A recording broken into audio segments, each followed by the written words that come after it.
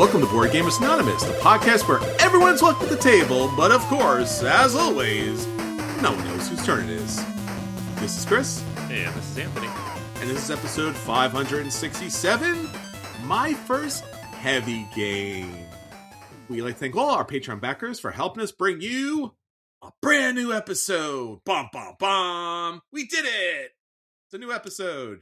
We're here. Woo. It's done. We did it. Yeah. Thing. Well, it's not done yet. We got Oh. about an hour or so. Really? Yeah, that'll be fun. Oh no. So we haven't brought it to you yet. We'll save that for the end of the episode. Right. The other thing too is, why do we always forget whose turn it is? Is it because we are super young hip people that are always on our phone, or super old age people who seemingly are losing their memory? Could be both. Could be both. Yeah. All right. I like that. I don't think you have to be young to be always on your phone. That's true. Well, yeah. I mean, depends on your age, I guess. I mean, some people are just be like pulling out their flip phone or something like that and just be like, I can't get the internet. Like, you still use a flip phone? Like, yeah, it's a thing. My 88-year-old mother-in-law is on her phone all the time. Everybody's on her phone. That's killer, man. Yeah. That's why she doesn't play games, because she's always on her phone, man. Exactly. See? Well, for everyone out there who's listening, again, as always, thank you for joining us. We got a great episode for you. It's going to be fun. It's going to be dynamic. It's going to be interesting. And especially, it's going to be geared towards each and everyone out there, because you love tabletop games as much as we love tabletop games. And especially, we tend to like, every once in a while, Anthony, the finer things of life. And in particular, the finer things of life are the heavy, crunchy tabletop board games that we get to the table and enjoy. Yes. I've come to appreciate these even more by my glistening old age, as I get to play them less. So, but yeah, no, the big heavy games, that's what it's all about. But which ones do you play first? If you've been playing lighter stuff, if you're like, I want a little more challenge, you can't just jump straight to Lacerda, or can you? I think this is a very big problem in the industry that has yet to be fully addressed in any kind of way, shape, or form. And mostly this is because, one, when we talk about the industry, we're talking about as if it sounds like everyone's on the same page. And if you've ever bought more than one board game and you try to like sleeve the cards with like standard sleeves, you realize no one's on board with each other, right? So there's no consensus around anything when it comes to tabletop gaming. Everything's in a very good way is unique, but in a bad way, everything is like every man for himself kind of situation. Now, since so many publishers do want to get you into tabletop gaming as much as possible, they tend to exaggerate how easy or number of players or complicated games could be. And I think a lot of times when we've addressed this, I guess for 13 years, I mean, this has been kind of our thing where we talk about accessibility and inclusion, right? And a big part of accessibility and inclusion really comes down to, can I or am I ready for this game?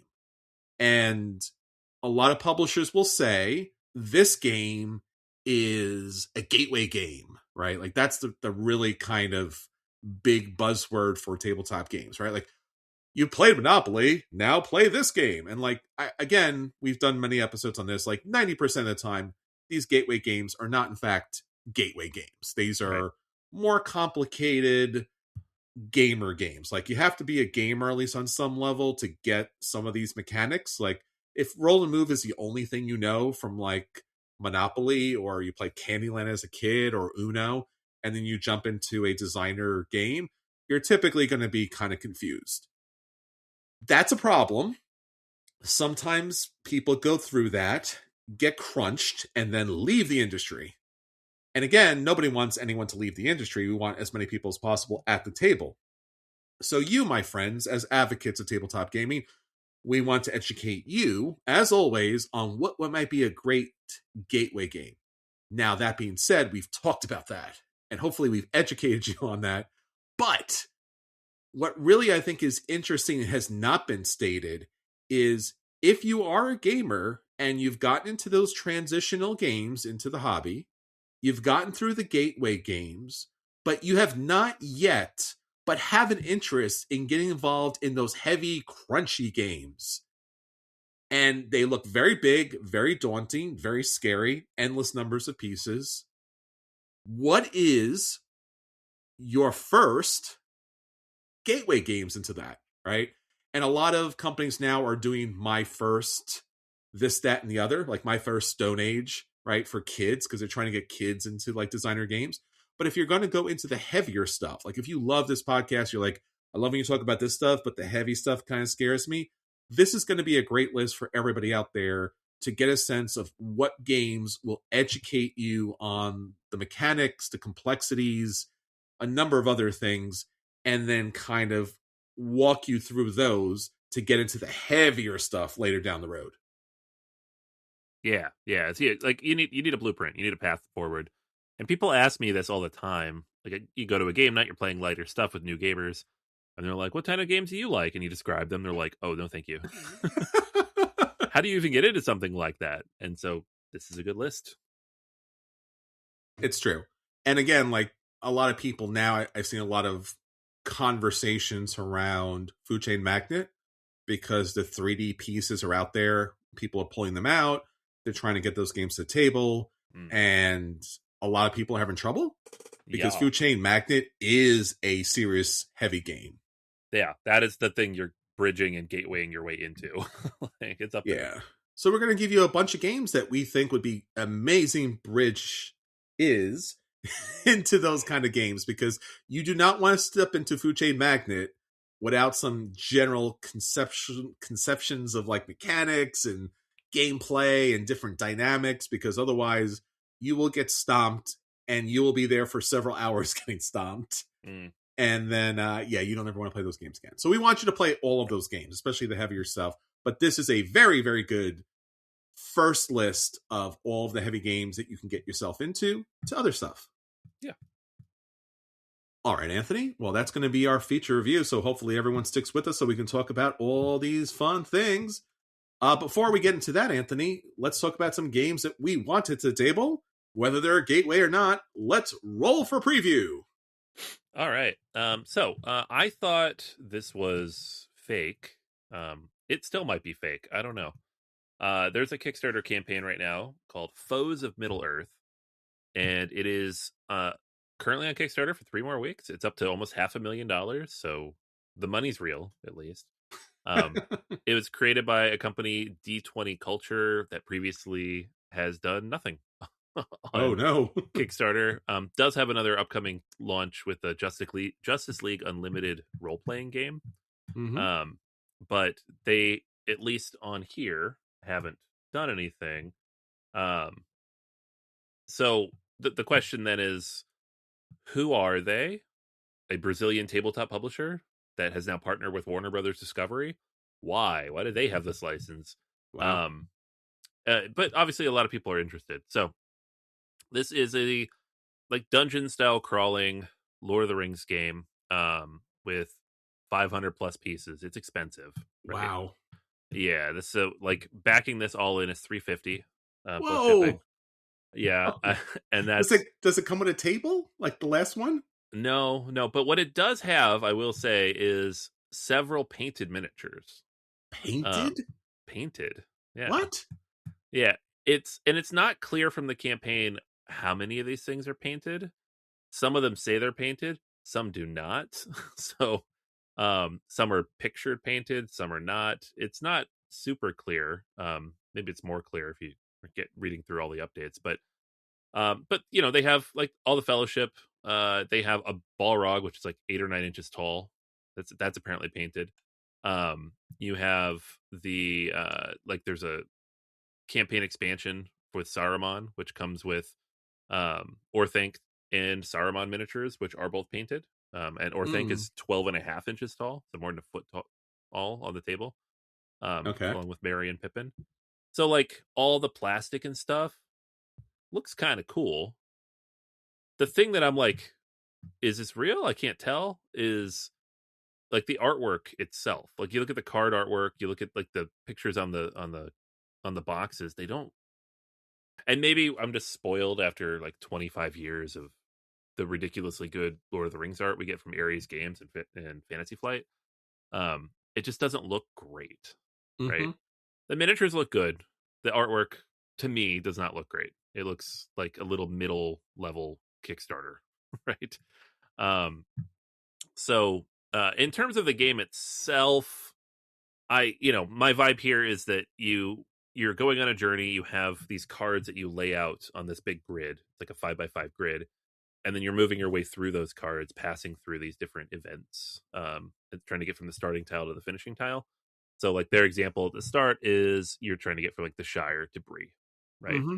Like that first initial leg for Frodo and the hobbits.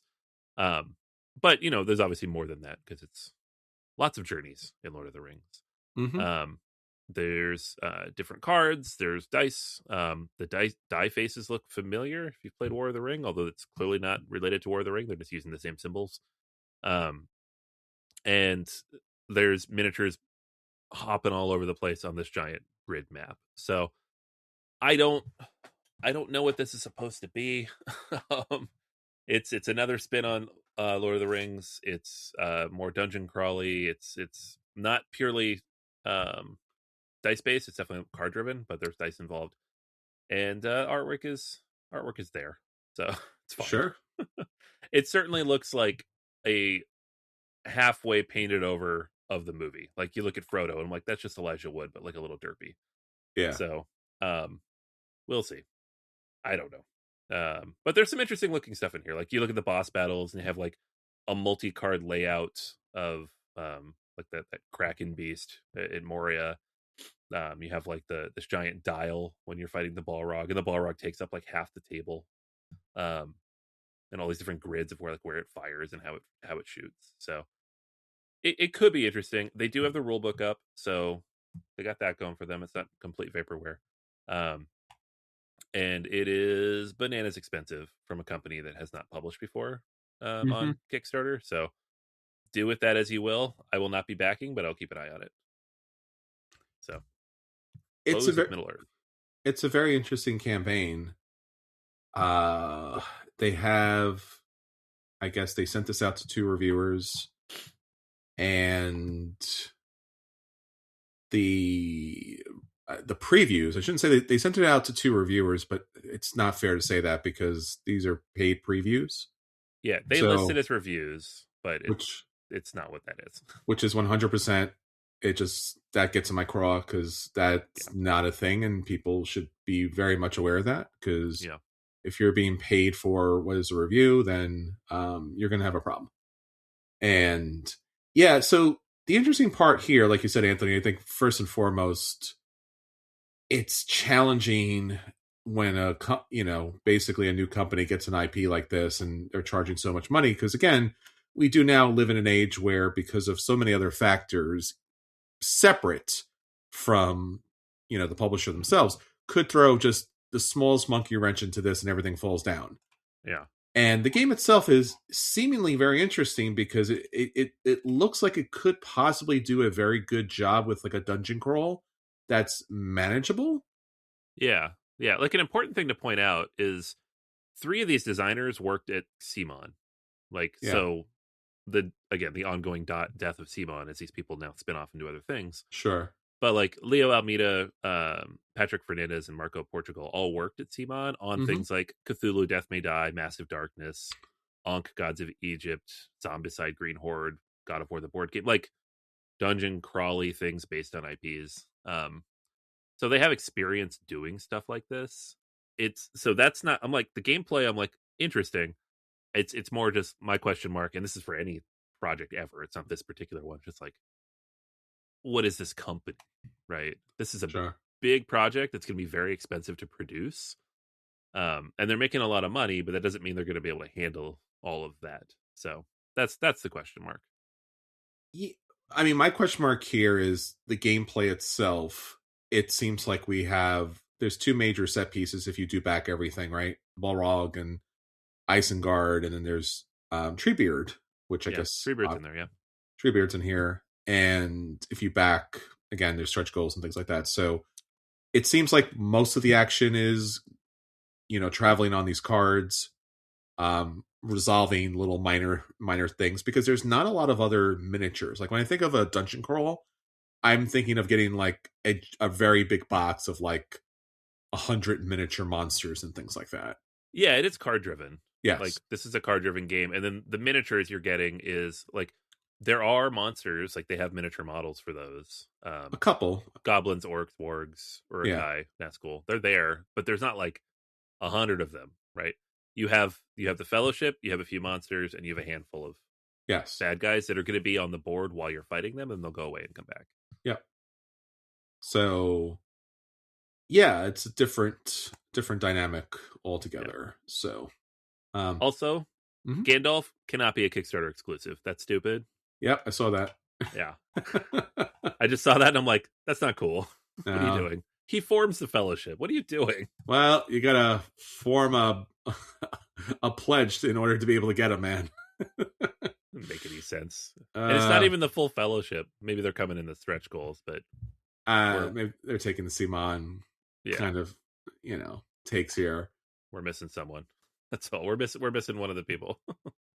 Yeah, again, I really feel bad about this, because I do think that this would be 100% something that I would back. They're claiming that the complexity rating is a 2.5. Okay. So should be fairly accessible for a lot of people. Right. I I've said this once, I've said it 100 times, I'll say it once again. Like, I really dislike the fact that this seemingly will be the only time I could get it Yeah.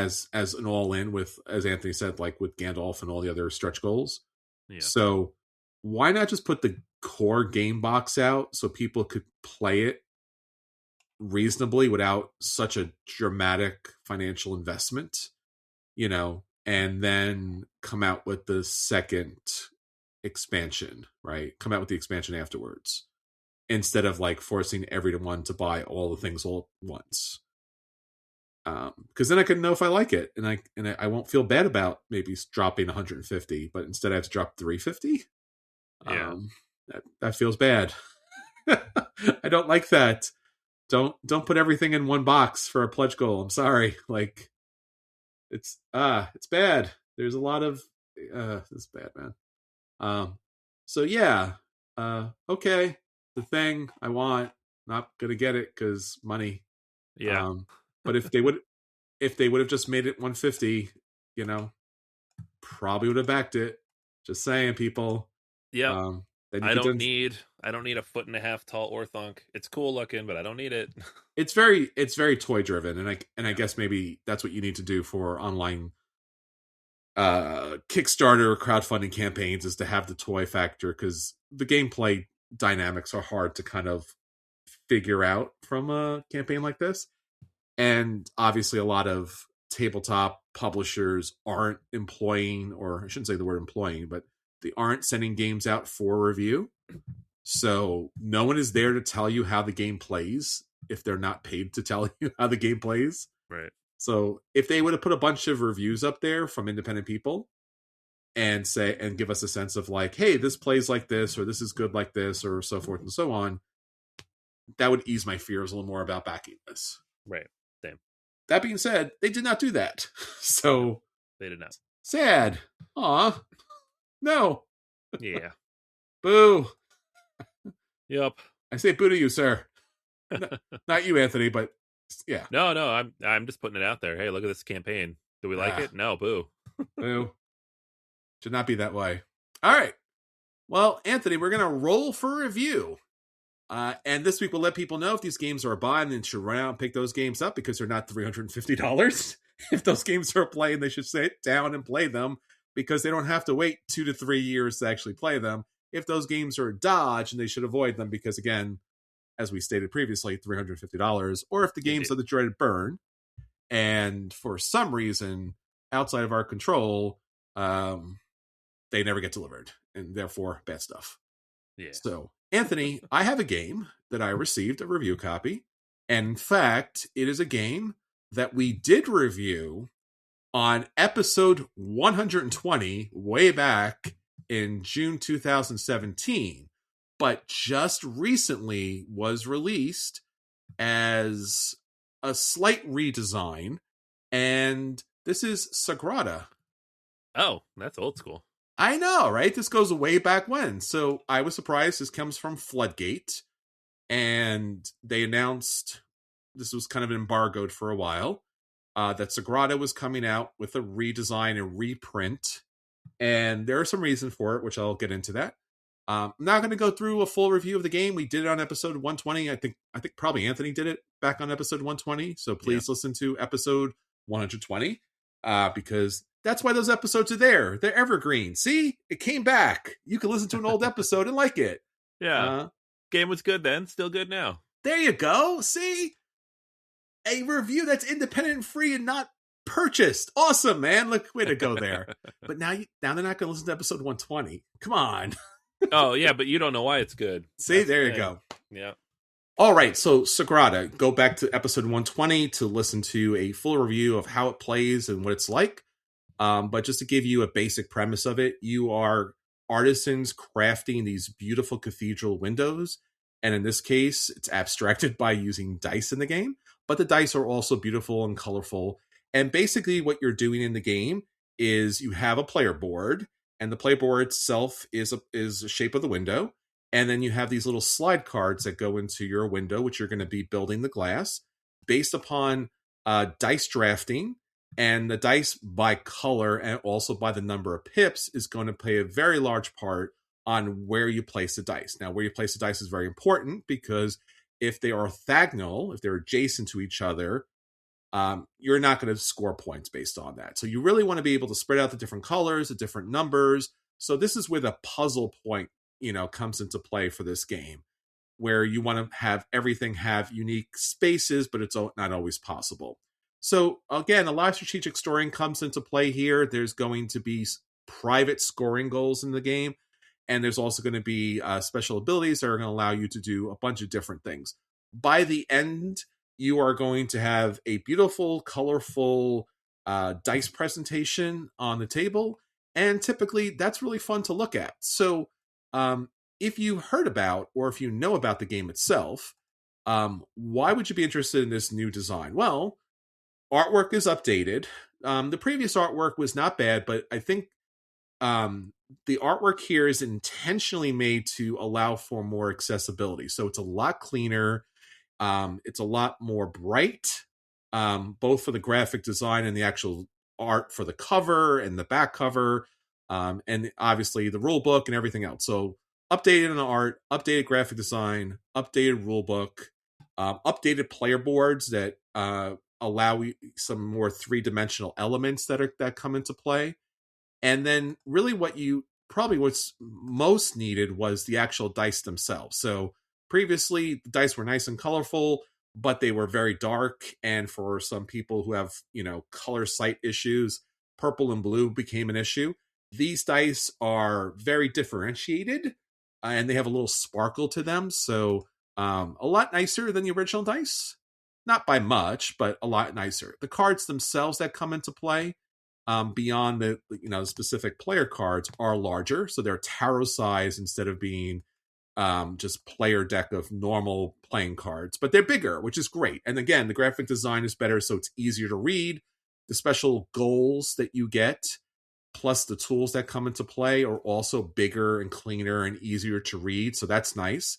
They also updated the private goals, so it's not so complicated. So, for example, like you could get one that's like, it gives you 3 points for every red die instead of having to count up and getting certain points based upon the certain number of dice in that particular board that you're able to create. So rulebook is streamlined. Dice are a little more sight friendly. The board's a little more, a little better. The player cards that slide into the boards are also cleaner. The graphic design's a little bit better for it. Box is pretty much the same. It's a big box with very little components, which is always a little kind of annoying because, again, if it was smaller, you could probably take a little more with you. But Sagrada, the remastered version, is a better version. I would say across the board, even if you don't have any particular accessibility issues with the color on the dice or reading issues because the previous cards were smaller. That being said, if you already have Sagrada, you do not need to purchase this. This is not at all radically different enough to necessitate you purchasing the game a second time. Um, there's been conversations about coming out with expansions, and we'll talk more about that when that actually happens. So I don't know if the expansions will specifically work with this version. I wouldn't think that they would not work with the first edition. And if you do want to take some of the rules and some of the streamlining and some of the point scoring from this new version to the old version, you could really easily implement that. You don't have to buy a new version of the game. But Sagrada, as a game, and especially in this new revised version, if you like dice drafting, if you like puzzly kind of game elements, it's definitely a buy. It's something you could play with the family. It's something you could play with legitimate gateway gamers. It's legitimately a gateway game instead of something very complicated. Because again, you're just placing dice in a board and trying to kind of match the goals. So that's Sagrada, the remastered, revised edition. Great. Yeah, it's Yeah, a good game. Does it have any of the expansion stuff in it? Just the base game with it just has the base game. The expansion is going to come later. So we'll probably talk about that more when I hear something about it. But they did announce that there'll be an expansion. Okay. Yeah, because there's already like 3 expansions for the game, so they're just redoing those. Again, there's no more information out Okay. there yet about that. So yeah, I'm not sure yet, but they said expansion coming. They'll let us know. For some reason, they were very secretive about the remastered version. They had a block letting people know that it was out there. Huh. Don't know why. Yeah, Because it's nearly identical in every way except some production issues. So I don't know. They're also being as cautious with the expansion.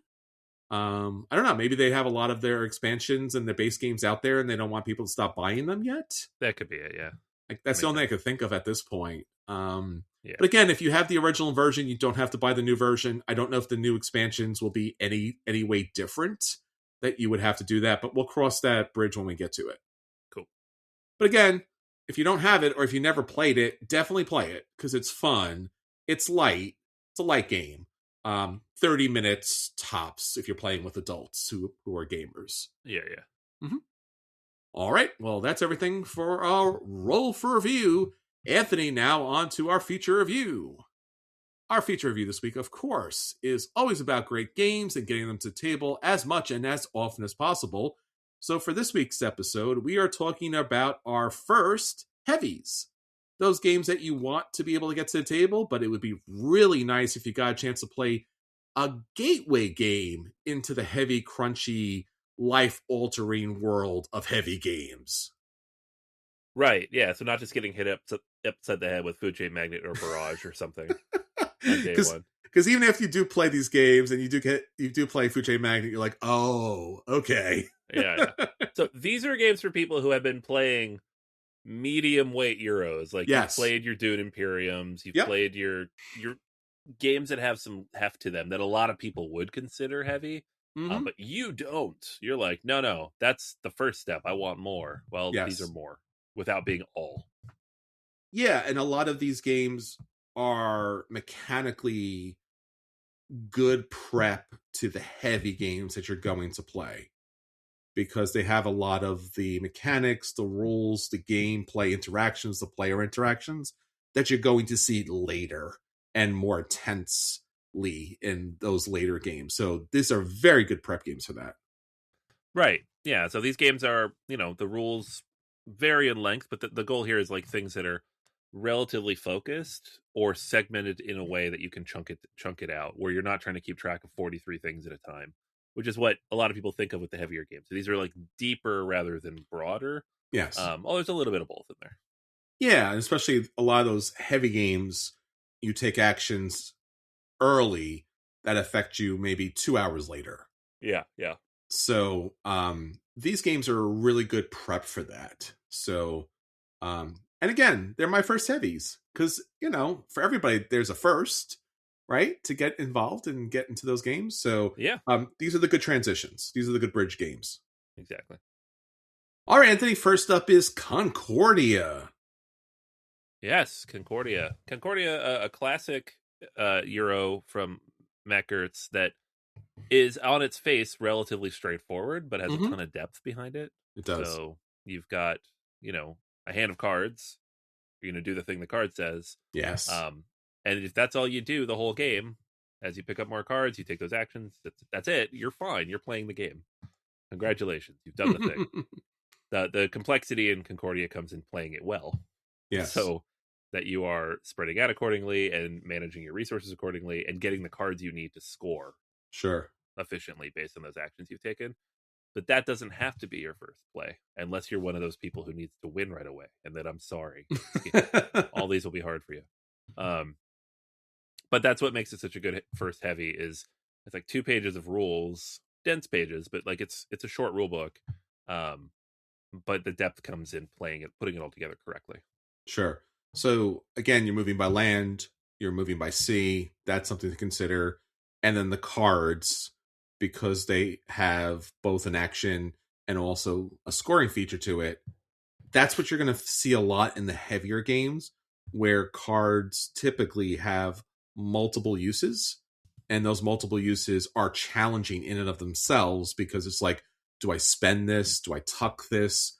How do I play this particular card? Well, there's really just two things here, which is action, which is great, and then obviously the cards that you can purchase later on are more powerful versions of that, which is still stays within the realm of, oh, I get it, right? Move, and then there's a stronger move, right?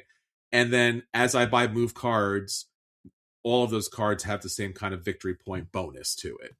So again, it has some complexity as far as choice is concerned, but the choices that you're making and the complexity that you're dealing with is very straightforward. Yeah. Only two things on it, only two things for the multiplay cards, two areas of movement, and again, the cards that you're collecting are already guiding you towards your pathway. Right. And you like to see it. Matt Gertz has a lot of heavy, crunchy games out there too. So if you get these, again, you'll get a lot of other games too. Yeah. All right, Anthony. Next up, let's take a look at Teotihuacan. Yeah, Teotihuacan is so this game, like at first glance, it looks like a lot. There's That's a true. lot happening on the board. There's a lot of places that you can interact with. There's resources you have to collect, and then you spend them and you build them out. But the core mechanism, the thing you're doing, is straightforward in the sense that you have a certain number of dice that represent workers. They move around this rondelle. You can Yes. only move up to a certain number of spaces. Wherever you land, you take the action based on how many pips are on the die. That's it. And then chaining those actions together is what ultimately makes you effective at the game, and kind of builds up over time. So similar to Concordia, to learn the game, all you need to know is what each of those locations does. There's 8 of them, but like 4 of them are the same thing, just different types of resources. You learn what all those things do, and you can just go around and do them. You're like, I'm going to build the pyramid. That's all I want to do. I'm going to build the pyramid. I'm going to go pick up some stone and some wood. I'm going to build the pyramid. So if that's what you want to do. But if you want to play it well, you have to start learning how to balance all those different resources, plan ahead. That's one thing the game is really teaching you how to do early is I want to be able to do this at some point. Well, I need to do these 5 things first, right? Like I need to pick up these resources. I need to power up my die to a certain level. I need to get back around. I have to make sure people aren't in my way. And that's when the game gets more complex, is when you buy into that level of strategy. And an attempt to pull off those big combos that the game will reward you with at higher levels of play. Yeah, I think you did a great job, Anthony. I mean, obviously, rondelles are a big thing in heavy games, and they can be challenging. And when you look at the game and the game board itself, it's so cool. It's very impressive. And there's a lot of things happening there. But again, your movement on the board really kind of locks you into what actions you can take. So it gives you a sense of just like, hey, I'd like to do these things, but also efficiency becomes something else I have to deal with. So you kind of balance those at the same time, because even if you can't necessarily do what you want, you're getting stuff that's going to benefit you in other areas down the road. So that's something just cognitively to kind of become aware of just as time goes on. Just like, okay, cool. Strategically, I want to do this. Tactically, I can do more, which is the path that I want to choose here. What is it that I want to do? Because um, strategically, maybe that'll score me more points in the end, but tactically, these is the opportunities that I have in front of me. What do I do? Right. Right. So, and again, it's a very impressive looking game to have at the table. And when people come see you playing, they're like, I don't know what you're doing. And you're like, I'm just going around this. I'm going around the sides. I'm just going around a circle, and I'm doing around the circle things. And then this around the circle things does things on the board. How cool am I? Yeah. It's funny. It does look like a roll and write, and people have confused it like that for me. Sure. And you're like, oh, there's dice, and you're going in a circle. You're like, well, no, but kind of, kind of. Yeah, it's really it's a very dynamic game. It has a lot of opportunities for victory points in a lot of different spots, and it's got enough crunch to it that when you finish a game itself, like you're like, I accomplished something. Look what I was able to do. Look what I was able to score. Look what special abilities I was able to build. Now I'm in a position to like take on something a little bit larger, a little bit heavier, a little more crunchier. Yeah. Excellent. All right, Anthony. Next up, Five Tribes. We got another mechanic going on here. Yeah. So Five Tribes is like if you looked at straight like Board Game Geek rates the games, it is one of the lighter games on this list, but Mm-hmm. the reason we put it here is because the decision space is very wide, right? People find this game complex because there's so many things you can do. Mm-hmm. The actual mechanics, however, are fairly straightforward because it is a Days of Wonder game Yes. from Bruno Cathala. So it's a Mancala game, which means that rather than worker placement where you're taking your workers and placing them places and taking actions, the workers are already out and you're moving them around and pulling them off the board to facilitate those actions. The challenge then is you have tons of options at all times, plus the Yes. interaction with other players. Um, and so, like we famously talked about, like this game being an AP driven mess at Oh times, yeah. depending on who you're playing with. But it also makes it so like you could try to math this thing out for 2, 3, 4, 7, 9 turns in advance if you want Mm-hmm. to, and work around other people. And that's where the complexity can really come in, is seeing the board state, seeing a ton of different things in place, and then trying to figure out the most efficient way to utilize that space. Or you can just take a meeple and do a thing. Yeah, we just talked about the rondelle being a quintessential kind of mechanic in tabletop gaming, especially for the later, heavier games. Mancala too, certainly, right? One of the oldest original forms of tabletop gaming, the Mancala, and now here you have it in play. And you do want something a little bit lighter, as Anthony was saying here, because the challenge here and what it's going to prepare you to do in the later games is obviously build a strategic plan of what you want to be able to accomplish and then take a step back and go, okay, what do I need to do to be able to do that? And as Anthony was saying, also be able to plan second and third and fourth different options because the number of players is going to really mess with the game state of the board. So allowing you the opportunity mentally to hold different actions. Like I'm going to go here, here, and here. And if things mess up, then I'll go here, here, and here. And if they take that, I'll go here and here and here. Right? Yeah. It's a really good prep situation mentally to kind of give you a workout for later games because so many other games the board state changes so dramatically that like where the rondelle we were talking about Tetuacan, like you could still take something. Again, maybe not ideal strategically. Here, you may those meeples might be completely gone and you can't do the thing that you need to do. So practicing holding all of those things in your head is going to benefit you tremendously down the road.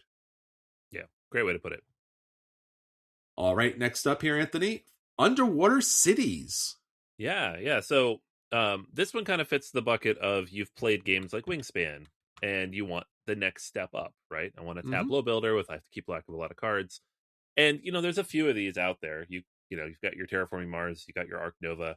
What makes Underwater Cities particularly good at this level is that the game chunks things down in a way that makes them more digestible, right? Terraforming Mars is a sandbox. You get a handful of cards, go figure out what to do with them, Yeah. right? And if you can be efficient about it and you get lucky on the draw and the draft, great. But the first time playing it, you don't know what to draft because you don't know what's in that deck. Underwater Cities has 3 distinct decks that are broken down over the course of the game, and in those decks are certain types of cards, and there aren't that many of them. Sure. So it's a lot more balanced out of the box, and they guide you in what you're going to do, right? So you have the worker placement element, which again limits down your number of options. You're like, there are these 12 places available that you can now put your worker and take an action, and then you can play a card that is related to that action if you have it in your hand. So yes, there's a lot of things to keep track of in terms of what color action did I take? Do I have the appropriate colored card to play? Are these synergizing well? But at the end of the day, you go to one of these different locations to try to build up your underwater city, and then do you have a card that matches and you can play it for some benefit? And that's it. And then the game is kind of funneling you in a direction where those things are going to make sense. Unlike the sandbox that is Terraforming Mars, where you're just like, what did I just do? I have no idea. That was bad. That was a waste. I wasted all my money. Great. I threw an asteroid at nothing. Um, so yeah, Underwater Cities better on this run. I hate when you throw an asteroid at something, nothing happens. Yeah, it's supposed to kill all those plants, but nobody had any plants. You didn't realize that, and then that one guy at the table won't let you take the action back because he's a jerk and he wants to win the game. Yeah, Yeah. For me, Underwater Cities is a great prep for the heavier stuff. It just borders the line into the heavy. As Anthony said, it makes it so accessible that you can deal with complex situations in a very manageable situation because the decks do gear up. Also, you're only taking primarily 3 actions. Now, there's some special nonsense and so forth and so on, but sure. You're basically taking 3 actions.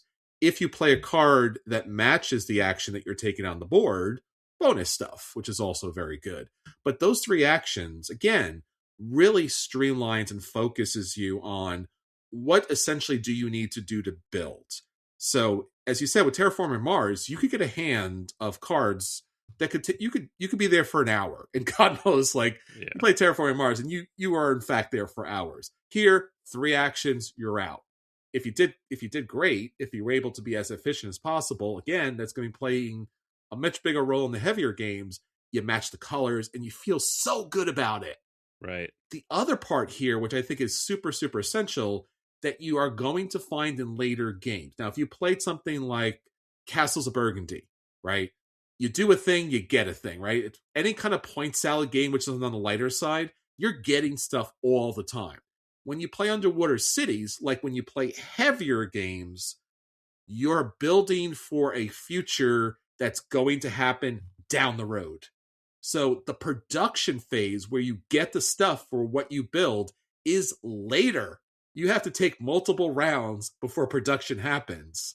So, like, you are really stretching yourself thin before the production hits. And that's such a key mechanic in the heavier games. We mentioned Food Chain Magnet, right? Like, you are building towards something that you're not going to see a response from until down the road. Or if you play, I'm just trying to think of all the different games out there.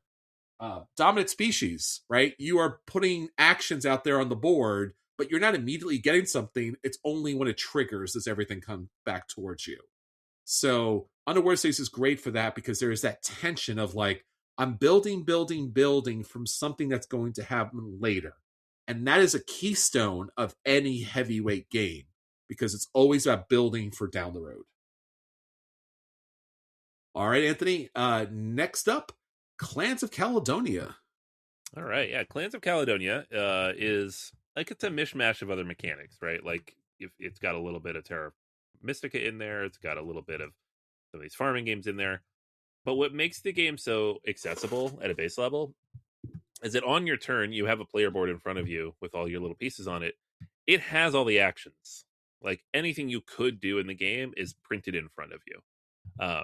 You can build one of these different resources, or you can upgrade something, or you can put one of your workers out, right? And everything moves towards getting you additional income, and then that income lets you build more stuff, right? It's like a self-perpetuating cycle where if you build stuff, you get income, you have to do more stuff. It's all about efficiency. Now, to be able to use all that stuff that you're getting, there's a contract system, right? So there's a whole separate contract board. And it there's a lot of contract development and building and fulfillment in heavier Euros. Sometimes it's like one of 30 mechanics in a game. In a game like Clans of Caledonia, it's like the one mechanic, right? You're building stuff and you're fulfilling contracts. Um, Now, there's some nuance behind how those contracts are fulfilled. They have different resources. There's the import export component. There's a whole like network component on the board that scores at the end based on majority, like who has the biggest network. But you don't really need to pay attention to all that. The goal ultimately is where can I put my stuff for as cheap as possible and spread out, and then generate enough stuff that I can complete these different contracts as quickly as possible to score as many points as possible. And if you can do that, then you'll do well in the game. And all the other stuff kind of comes with that over time. So I find this to be like just a very easy to teach game for anybody who's played any kind of economic Euro, even the base like simpler stuff. And then like the more complex elements kind of layer on over time. Yeah, I agree too. And obviously, one of the most important things about heavy games is there's a lot of burnt toast, Anthony. And this game has burnt toast. Literally. Yeah. Now, on a realistic side, what really kind of triggers me here as a really good prep gateway situation, obviously, first and foremost, is the unique player powers. Now, you played a lot of games where in the gateway section of or the middleweight Euros, you have a player power and it gives you a thing, and every once in a while you get a thing. Right. This is your game, right? You really must kind of play towards your player power. And that's going to be a key point whether you win or lose, because there are so many powerful player powers in this game that if you don't benefit from yours, you're going to have a bad time. So you have to be able to kind of like really embody the milkmaid, for example. Yeah. Like, that's your girl. You are her. You're in 100% on that. The second point too here is you're going to see a lot of games that you're going to start with a player board with a lot of different resources, and being able to play those resources on the board to be able to get production is a keystone of a lot of heavy games, right? Because most heavy games are Euro games, and they're complex economic games in which building up a production is really key to your success. Here in Clans of Caledonia, you have a very small board with a number of different things that you're going to produce, and you want to get those pieces on the board. Now, later, there's obviously scoring situations and blah, blah, blah. But that's not the key point that you really want to learn here. It's like, I need production. What can I build from my board to go out to the main board that will let me take more and more pieces off my player board to increase the production overall? And again, that really aligns with my specific player power, because this is a case more than anything else that like your player power is your success. Your engine is going to be based upon those kind of production pieces that are on the board to kind of fuel that direction. Yeah. No, that's a great way to put it. All right. Next up, Anthony, the Gallerist. All right. The Gallerist. You put a Lacerda on here? I did. I thought we had to. Oh. You said heavy. I did. I was like, this is heavy. Is this my first heavy? I mean, tell the people out there, Anthony. Tell them. Yeah. So this is the easiest, in my opinion, to teach Lacerda game of his heavier games. Right, he has some lighter stuff that's like spin-off games. There is a lot going on here, of course, but at the end of the day, there are 4 spaces on the board you can go. It's a worker placement game. You put your worker on one of these 4 locations. You take one of 2 actions at that location. So yes, you need to know 8 actions. However, a lot of them are linked together thematically, and that's the thing about Lacerda games is everything is so carefully linked thematically that it just makes sense, right? Like if you're going over here, then it has to do with sending people into the museum. If you're going over here, you're buying or selling art, right? That all makes sense. The follow mechanic, or I guess the kick mechanic, where if you want to go to a location, you're kicking somebody down or leaving assistance behind. That's all going to allow you to like plan ahead a little bit more. But unlike other Lacerda games where you're going to be planning ahead 4 rounds, and then you have follow actions that kind of interrupt that. So you have to be keeping track of like 16 different things at a time. In this game, you're really just thinking ahead 1 or 2 rounds, right? You're like, I want to do this, and the next round I want to do this, so I'm going to leave a guy here so he gets kicked, and then I can do this, right?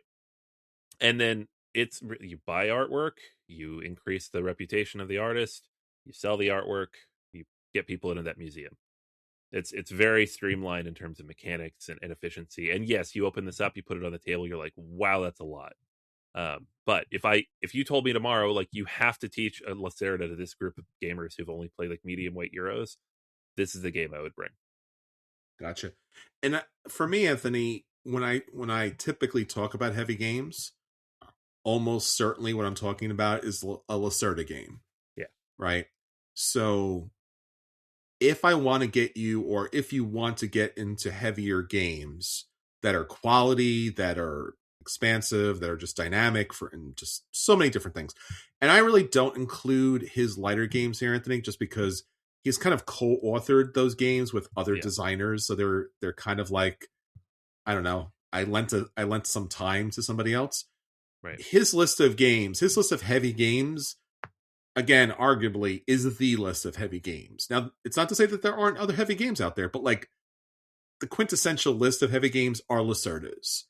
So if you are going to get interested and get involved and want to play heavier games, you must be able to play his most accessible Lacerda out there, which is the Gallerist.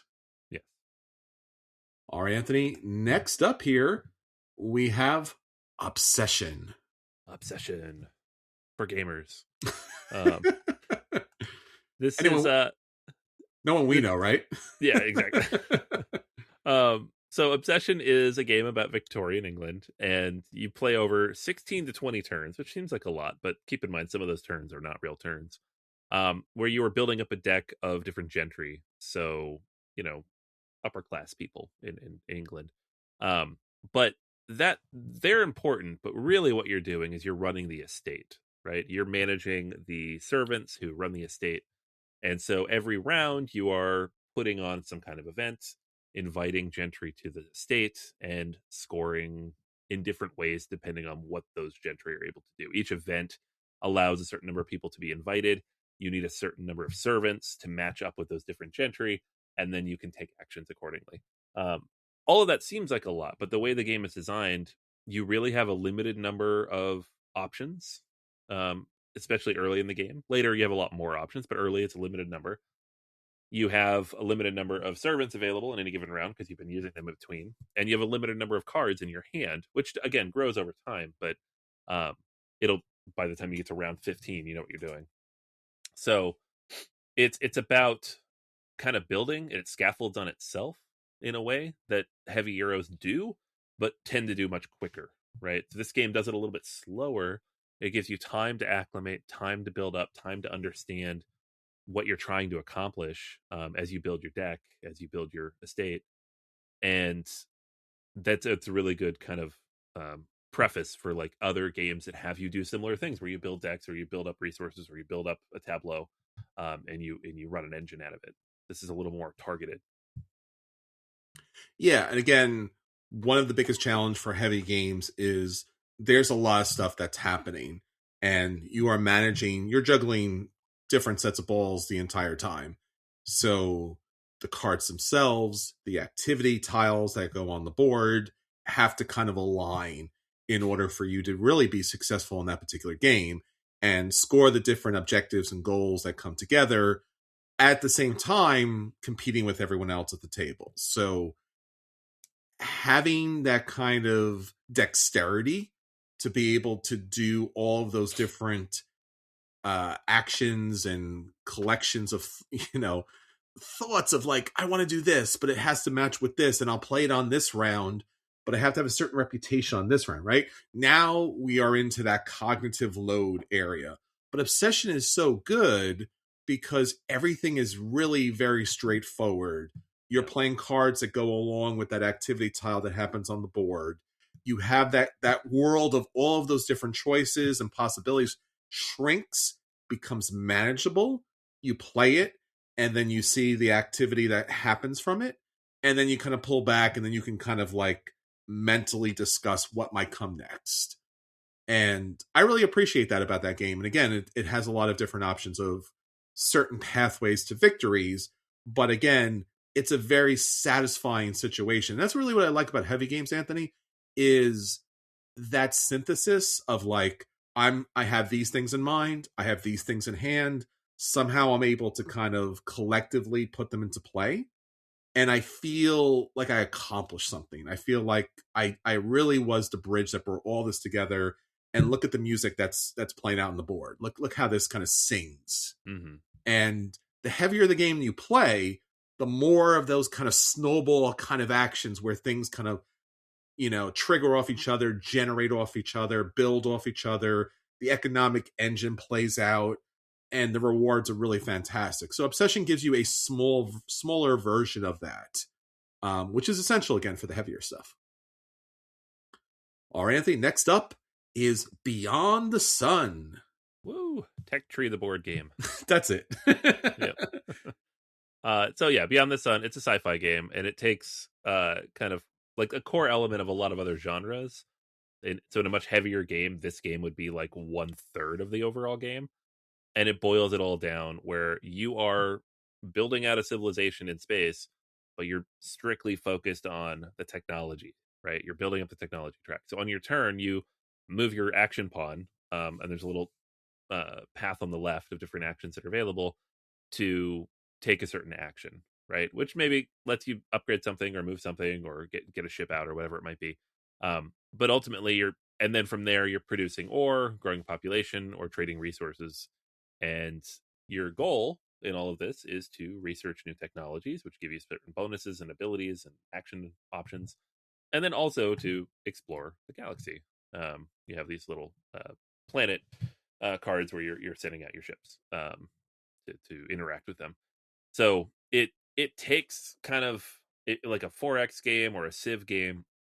It carves off like 1.5 of those components, and it really boils down and narrows down to like the core elements of those, and nails it in a way that's really accessible. So if you like sci-fi games, if you like building stuff over the course of a game, this is just that, right? Without like the warfare or without like the economic management that maybe comes with something a little more complex. Yeah, I think again, when we're looking at the heavier games and you haven't got into them yet, and someone says, well, what am I going to find? Like, what key dynamics are present in those heavier games? A vast majority of times, there's a tech tree. Like, there just is. And whether you're managing it on the board, on your personal display board, your tableau, or if there's certain tracks on there, or you're building towards, later levels of like greatness, a lot of things that happen are through some sort of, again, depending on the theme, some sort of innovation or building process. So what I really like about Beyond the Sun is it really does streamline that kind of understanding and that flourish of, I am starting with these technologies, and thematically these technologies lead to these other technologies, and if I want to branch off, what do I need to be able to do that? And again, tech tree is going to lead me to success. So managing this tech trees, this is a really good prep for that. Yeah. All right, I think next up, Glenmore 2. All right. Yeah. So Glenmore 2, sequel to Glenmore. Core mechanisms are the same. This is Matthias Kramer game, and Glenmore was out of print forever, and Yes. they brought it back in this. There is a rondel. You move your whoever's last place on that moves around and picks a tile, adds that tile to their tableau, activates that tile and every tile around it. That's it. That's the core mechanism. Obviously, different things happen when you activate those tiles. You get resources. You get to move your workers on the map. You have different like clan leaders and stuff. You get victory points. But the core mechanism: move around in a circle, take a tile, add it to your tableau.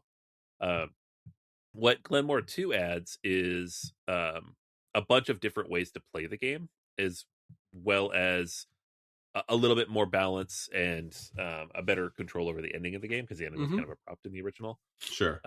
So you have that core mechanism, and then you have this other element that you see a lot in heavier games of let's add this module in, let's add this module in. Now we're in expert mode. Now we're in expansion expert mode. Now we're in 5-player mode, which boo, but it's still there.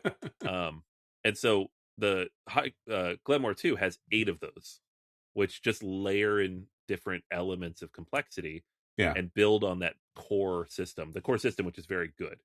And then if you get the expansion, you have like 12 or 16 of these things. So lots of different ways to play the game. Yeah, and again, another key core aspect of the heavier game is the building up of your tableau. We talked about the tech trees. This is tableau building, and tableau building for long-term success.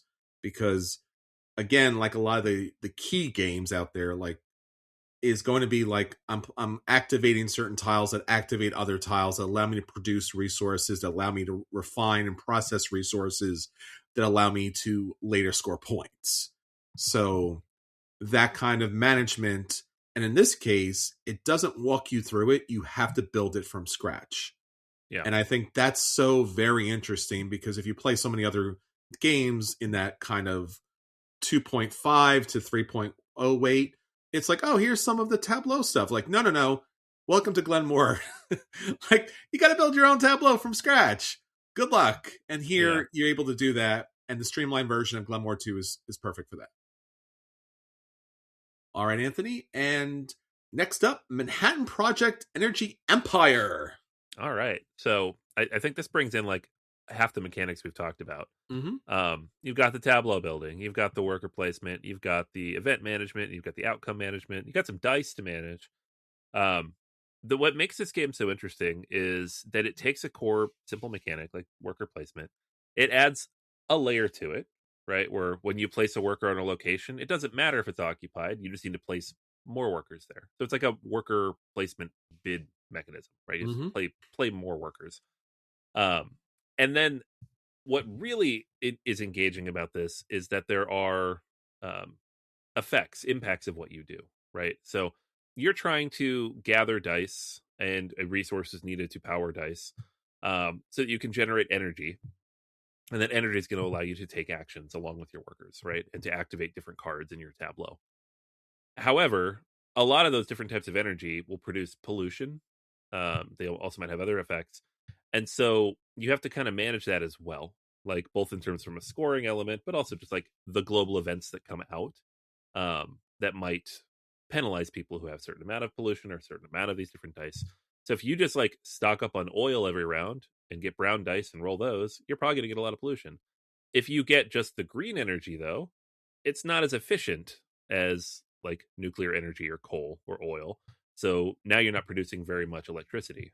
So there's like that push-pull element there of like, I need to produce enough, but not so much that I'm like destroying the planet and hurting myself, while also trying to work towards these objectives because there are achievement tiles there as well.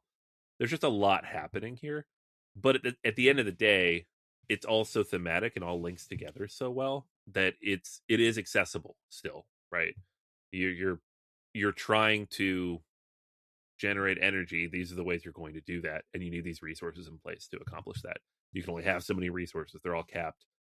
There's only the 9 available action spots, and then you're pulling these cards when you go there if you want to purchase a card and add it to your tableau. So it's such a great game, and it does a great job of integrating theme, and it does it in a way that's telling a story about an important issue as well, which is something that heavy games can do because they have the depth and complexity available to do that. Yeah, Anthony, for me, what really sticks out here, like you covered everything really well, is the main aspect of a lot of heavy games that people kind of break on a little bit is I'm going to make choices, and whether that's tableau or in this case dice, right? Like I'm going to make choices that are going to affect me long term. So there's going to be, even if the game doesn't have press your luck, you are pressing your luck. You have chosen a certain pathway, a certain strategy to employ, and how does that strategy affect you? It's not just, again, the lighter games are more tactical, right? You do a thing and something happens, or maybe it happens a little bit later. Heavy games are going to reward you or punish you or both throughout the hours that you're playing that game. So when you play Energy Empire and you're choosing dice to generate energy, depending on what you choose, when you choose it, and how much of that you choose, you're going to feel that long term. Those decisions are with you, and that's going to determine so much of the game. So that risk reward cost benefit analysis situation is here in this game. That's why it sticks around forever, because it does so many things right. And that key element of those dice and how they play out and the statistics on what might show up, really key to any kind of great heavy game. And Anthony, finally, Root. Yeah, I had to throw this on the list to troll you. So I saw that. yeah, You're a brave man, braver than I am, that you're going to teach this game at a game table. I've taught this game many times. I think Yeah. I think this one's a funny one. Like, you definitely want someone to teach it to you. Like, this is not a gateway heavy that you're going to pick up and just like learn on the fly and then play with people. But if you have someone able to teach you the game, it does a lot of things to make the asymmetry accessible, right? Uh-huh. And that is a thing, especially in like heavier war games. They are heavily asymmetrical, and to be able to play them well, you need to read a 50-page rule book, which is a lot. And then there's like 300 things to keep in your head at any time. Sure. Root has a fairly accessible rulebook for this type of game. You really just need to know the general rules, like what can all the other factions do. You don't need to know all their rules, but what can they do, and then you need to know your own faction pretty well. Most of which is printed on the board, right? Your player board has a rundown of what you're going to do, when you're going to do it, and how you're going to do it. And especially if you start with like one of the 2 or 3 starter factions, it is relatively straightforward, and the game is relatively short, and the play space is small, that you can kind of get that up and moving. Now, it is highly combative because it's a war game, so keep that in mind, right? You have to want to be attacking people and to be attacked, and you need to be able to respond quickly to different things that happen at the table. So there are a couple caveats here, but as far as it goes for having a war style, heavily interactive game like this on the heavier end, Root is great as a starting point because it doesn't have those 37 layers and 500 pages of rules. It's just, here's how you fight, here's how you move, now here's what your faction does, right? And then the other factions at the table, they can do these things, keep an eye on those things. And then you're good enough from there you can play the game. Are you going to win? Probably not, but you can play the game and get an understanding of how to do it. And I think it really does work really well. I can teach this game to 3 new players in like 20 minutes, which I think is speaks to like the accessibility of it, considering that I have to teach each of them their rules individually. So there you go, Root. Yeah, obviously, not every heavy game is a Euro game, and the different dynamics that come into play, for example, like with a TI4 or an Eclipse or any other kind of coin game that you might play down the road, is going to require you to seriously understand other players' intentions at the game table and their particular mechanics. If you don't, you lose. Period. That's it. It's done. So it's essential that you understand the other players at the table. This is, if you are going to engage in that asymmetrical kind of play style, or other players have certain special abilities, you got to know them, you got to hold on to them, and you have to play against them specifically. And again, that's a cognitive load that historically you're not like dealing with, because historically a lot of those medium weight games are just like, he gets +1 on a thing. It's like, it's like, well, here, these player, builds a tableau. This other player rolls dice. This other player bonks you on the head for some strange reason. You gotta know those things, because again, you don't want to get bonked on the head. You got to remove all the bonks off the board in order to do that. Long live the Woodland Alliance. That's all I'm saying. Dude, the Woodland Alliance, I love the Woodland Alliance. The number one thing that catches up the new players. They're like, oh, the mice aren't doing anything. I'm like, they're doing something. The mice. Just when you least suspect it, like, the mice, and then boom. Oh wait, the mice exploded. They win. Game That's over. Right. You gotta love it, man. That's what I'm saying. You gotta know what everyone else is doing and what their thing does. You need a good teacher on this game. If you don't have a good teacher, it's probably not the best to start with. But if you have someone who knows the game well, it's a good starting point for these. Well, you need to know that too, because again, like a lot of those epic kind of battling games, really, you win and lose based upon understanding what your opponent's player powers are. Yeah. And if you don't know that, you're gonna have a bad time. Right? Yeah, and this is a good starting point because the play space is so small. The board is small. Everybody can see everything, and there aren't that many places to be. So yeah. it's Like, there's a couple of exceptions, like the bird. Sometimes you can't keep track of like, wait, what actions all do you have to do right now? sure. Because like, what's programmed out? What order are you going to do those in? I can't see from across the table, but for the most part, you can see everything that's happening. But you know how to disrupt the birds. Yes. Like that's the thing that like their birds are incredibly powerful, but they're also easy to kind of disrupt. And if you disrupt them and they go back to a small tableau, then you're in really good shape. And you have to manage the birds. Yeah. Oh, you need to attack twice this round? I'll make sure you can only attack once. Exactly. Right. And again, just for example here, TI4, Anthony, I can't remember the name of the race, but there is one of those techno races where like they're all about science and building up their technology. And typically those people turtle. And you're like, hey, why aren't they expanding? And they're like, no reason.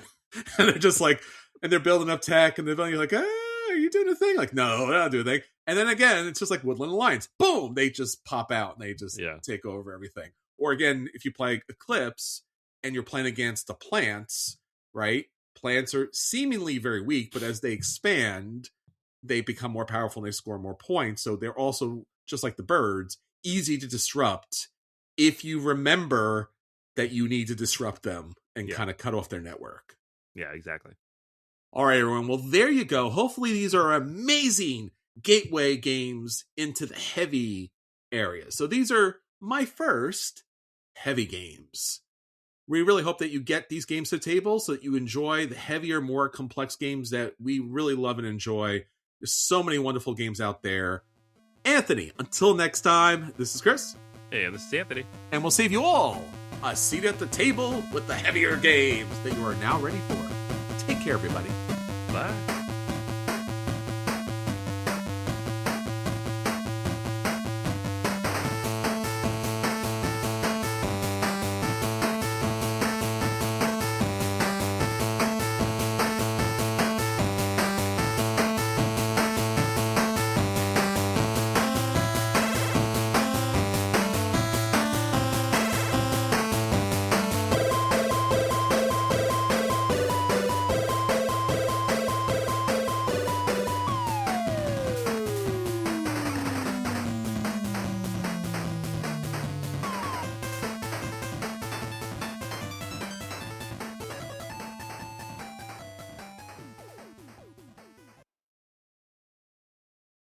Hey there, Hugh from Podderation here, and if you like today's show, why not have a listen to the All Things Nintendo podcast? Hosted by Brian Shea, former director at Game Informer and lifelong games journalist, the show explores the ins and outs of gaming's oldest company and one of its biggest, featuring interviews, featuring reviews, featuring everything you want to know about the world of Nintendo. If you'd like to learn more, check out our website at podderation.com.